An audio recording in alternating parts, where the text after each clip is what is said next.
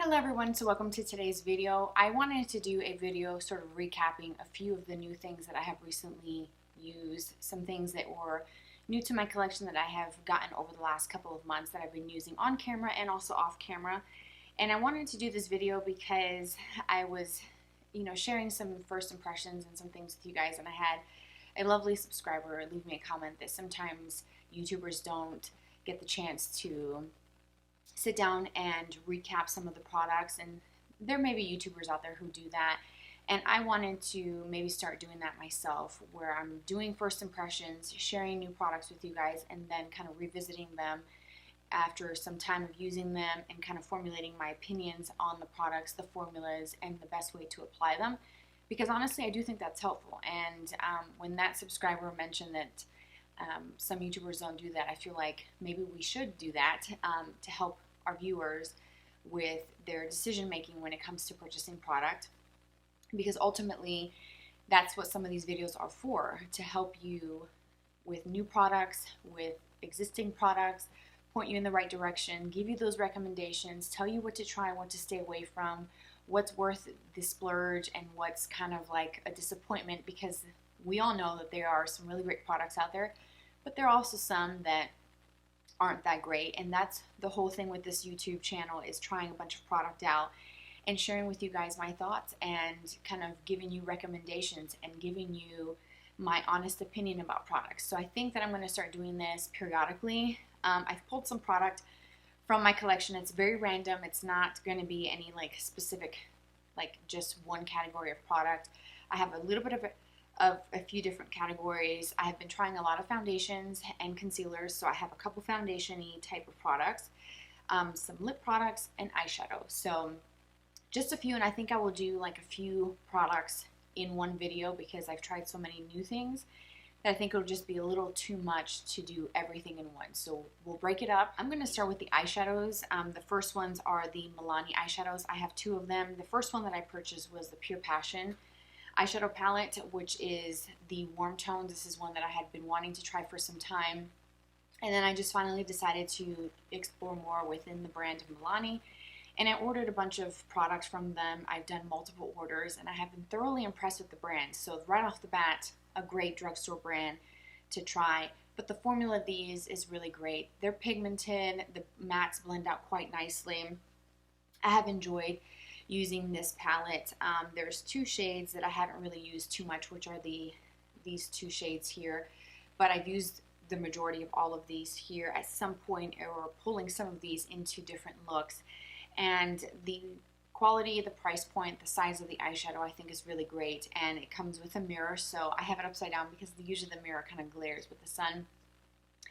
But this one is the warmer tones, those rich berries and those kind of coppery colors, soft pink shades, and you have a good range of mattes. So you have 6 mattes and 6 shimmers. And then the other one is the Soft and Sultry palette, which I've used a few times, and this one is also another really good one. This is your basic kind of everyday kind of palette with some of the charcoal colors. You have some taupes, browns, you have some light kind of tan shades here, more of like transition shades, blending shades.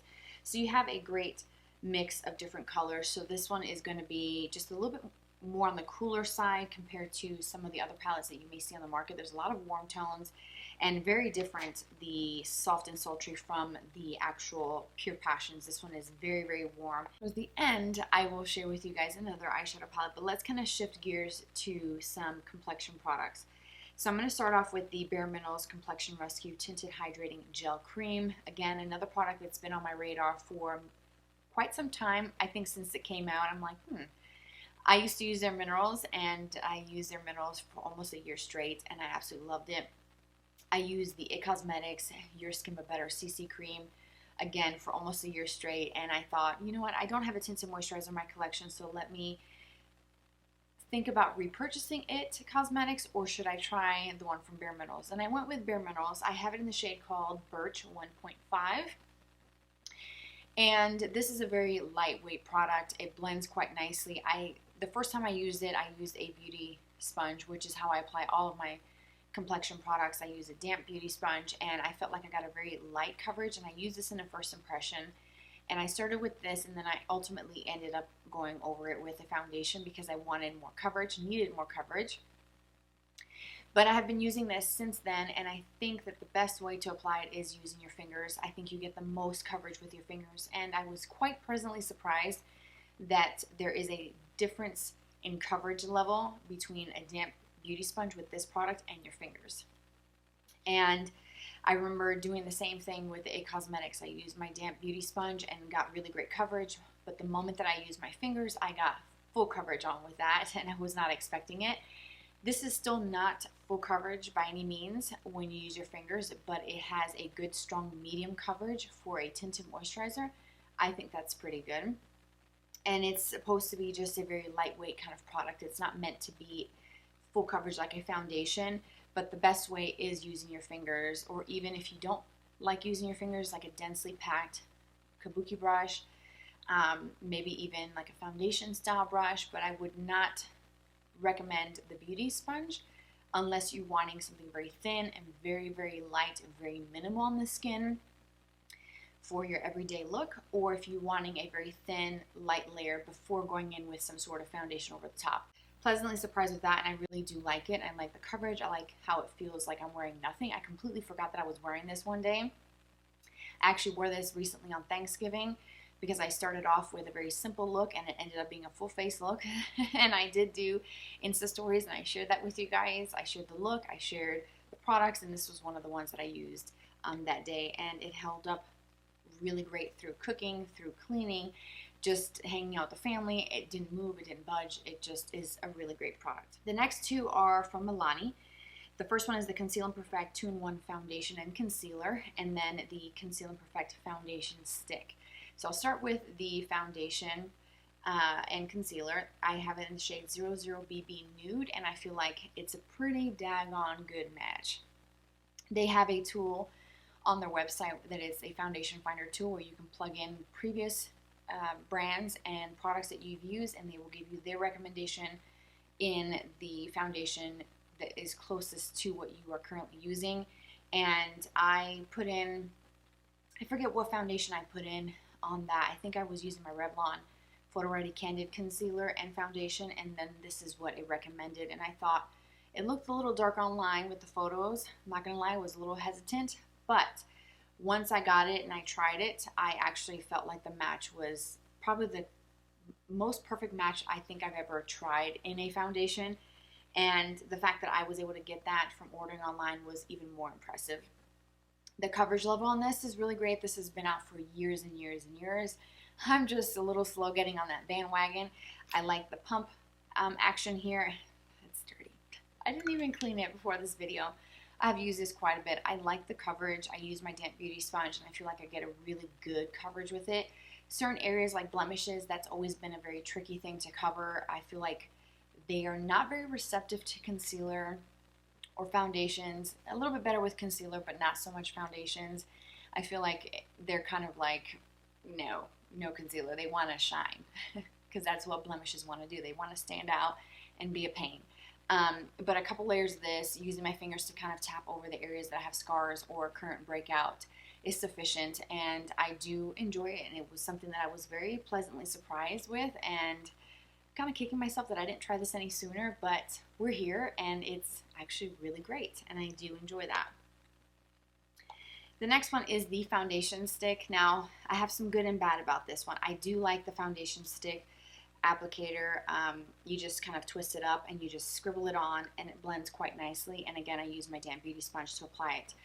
The thing with this is that if your skin is dry, foundation sticks are going to be a thicker formula to begin with. Right off the bat, they're going to be a little bit thicker than what you get in a liquid, like a 1-ounce bottle. So the stick is a little bit more of a thicker coverage. I wouldn't say thicker feeling because I don't feel like this felt heavy. However, the day that I used this for the first time, I had some really dry skin, and it just wasn't the best. And I feel like when my skin is quite dry or experiencing any sort of dry patches, this is not the foundation for the day. I feel like I would probably be better off with the liquid foundation or the tinted moisturizer, the BareMinerals, or something else from my collection. but I feel like you do have to prep the skin quite well with this. I tried this with a very dense brush that is made for complexion products from Equal Tools, and I did a video on that very recently, and it just wasn't as good as I had hoped. Now I have used this again with my beauty sponge and it's better. I've used it with a kind of fluffier brush that's not really foundation brush, but it's a little more of a densely packed brush, and it looks nice and it looks like it's blended and it looks well on the skin. So the thing with this is that it's got some good coverage. It's, I would say, a good medium, kind of full if you build it up in the areas that you need it. But if you have any sort of dryness, stay away, or just prep the skin, exfoliate the night before, exfoliate the morning of. Use good hydrating primers, because otherwise it can be a little tricky to get it to look a little bit smoother over those areas. Okay, so my camera just completely cut off. My battery completely died, so I had to get my second backup. So what I was saying was that I wanted to try a stick foundation, but I didn't want to spend a whole ton of money on it because you get so little product in comparison to your typical liquid foundations. You usually get about an ounce. That's kind of standard across the board. With drugstore and high-end brands, you get an ounce in liquid formulas, but when it comes to stick formulas, you get half, sometimes a little less than half, and they can cost double the amount, or even more so if you go to like Sephora and look for some stick foundations. And this one was just a few bucks. It's a drugstore brand, so it's not that expensive. So that's why I wanted to try the Milani one. When I saw it on their website, I thought, you know what, let's do this. Let's go for it. Because I want to try the stick foundation. It seems like it's something that could be kind of quick and easy, which it is. I mean, you just kind of scribble this on and you blend it in. You can use your fingers. It's something that probably will be great for travel, even though we're probably not doing a lot of traveling, sadly, for the rest of the year. But when things go back to normal, I can see myself taking this. If my skin is prepped and good to go, I can take this with me for trips, weekend getaways, because it is quick and it blends in quite nicely. So the thing with this is skin prep. Number one thing, prep your skin very well before using any sort of stick foundations, and I think you'll be fine. So I have a lip product. I first started off with one, and now I have three. That just tells you how much I love this product. It's the Milani Keep It Full Plumping Lip Gloss, if I can talk. I started off with the color Champagne, and I feel like it's such a pretty nude color. It's the perfect color for every day. It goes well with any lipstick underneath. You can put a berry tone and put a little bit of this, and it lightens it a bit. You can put this over lip liner, which is what I do. I use a lip liner from Maybelline, and that's been my combo for many, many videos. You've seen the same sort of lip tone, and it's usually the Maybelline and this. And I really love it. So I started off with the Champagne. Recommend that one, that everybody picked that one up. Then I ordered the Prismatic Peach. I thought this was going to be a little bit more peach, and this is more of, it's kind of a peach tint, but it's more of like a sparkly, just regular looking lip gloss. I wish that it had more peach to it, but I have mixed these two together, and it's a really pretty combo. But this is something that you can use this tone over a lipstick, a liquid lipstick. If you line and fill your lips with a lip liner, this will give you a little bit of a sparkly kind of gleam to the lips. I do like the way that looks. I think it makes the lips look fuller and just poutier, a little bit juicier looking, so I do like that. And then my most recent addition is the shade called Soft Rose, which this one I thought it was going to be a little bit more on the rosy side, which is what I wanted, but when I put this on, it pulls a little bit more brown on me, and it just could just be the way it looks against my skin tone, but I thought it was going to be a little bit more on the rose side, like more pinky, so that's the only downside of this. It looks more brown, but it's still a very good formula. This one is very creamy. There's no shimmer or sheen to it. This one has a noticeable shimmer, and then the Champagne has a very, very subtle sheen, but it's, you can see it, but it's not very detectable when it's on your lips. So I think the only one that has the most noticeable sparkle and shimmer is the Prismatic Peach. So I love these. I think you gathered that already from this video, from me talking about them, but I have three of them, and I think slowly I'm going to start kind of picking up more colors. They do have a great range of light shades, pinks, and darker shades. They have some with more creamy finishes, like the Soft Rose one. They have some with a little bit more sparkle. So a great range of product or colors to choose from and finishes. The formula is thick, it's rich, but it's not sticky. It's not like one of those where your lips are kind of stuck together and it kind of looks weird as you're talking. And that's just, no, nobody likes that look. They're comfortable. They have a minty kind of feel on the lips, almost like if you put a peppermint lip balm or chapstick on, that you feel that minty kind of refreshing feel to the lips, which is nice. Even though they're plumping, they're not a sting. It's not a burn by any means. I don't like those types of products. It's not my thing. It's not my jam. This is nice. It's very pepperminty, and I like it. And I like how it goes on smooth, fills in the lines of the lips. Really, really great formula. I think that they have something really special with those. Okay, so I saved my last product that I did a first impressions on. I did 2 tutorials with this. I think I did them back to back, and it's the Natasha Denona Glam palette. Mine is disgusting with fingerprints. I had oil on my hands earlier, and it left quite a bit of prints on here, but it's okay. This is a splurge-worthy item. It might be something that you can gift to yourself or someone that you know would love and appreciate something like this. When I saw this, I kept going back and forth. Do I get it? I have quite a bit of eyeshadows. Do I need it? I've always been curious about the brand and why they charge so much. If you've looked at any of the Natasha Denona palettes, you know that the price point is very, very up there. Like one palette that she has is $239, and I still can't wrap my mind around spending that kind of money on an eyeshadow palette. That's just crazy.